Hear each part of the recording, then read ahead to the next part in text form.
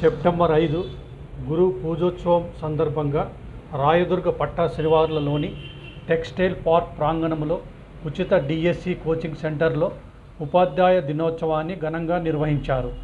ముఖ్య అతిథిగా రాయదుర్గం ఎమ్మెల్యే కాలువ శ్రీనివాసులు పాల్గొని డాక్టర్ సర్వేపల్లి రాధాకృష్ణ చిత్రపటానికి పూలమాల వేసి అనంతరం పలువురు సీనియర్ ఉపాధ్యాయులను ఎంఈఓలు నాగమణి, వెంకటరమేష్లతో కలిసి ఎమ్మెల్యే కాలువ శ్రీనివాసులు గురువులను ఘనంగా సన్మానించారు. ఉపాధ్యాయ దినోత్సవ సందర్భంగా మీరందరిలో ఎక్కువ మంది ఉపాధ్యాయులు కావాలని ప్రగాఢంగా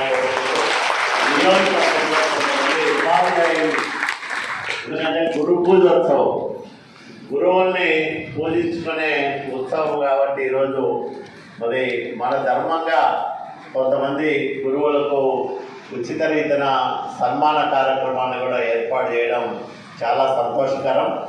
మరి మీరందరూ కూడా మీ జీవితాల్లో బాగా రాణించాలని, మీరు చేపట్టబోయే వృత్తిలో, ఎందుకంటే ఉపాధ్యాయ పోస్టు ఉద్యోగం కాదు, అదో పవిత్రమైన వృత్తి. దాని ఉద్యోగం అనలేము.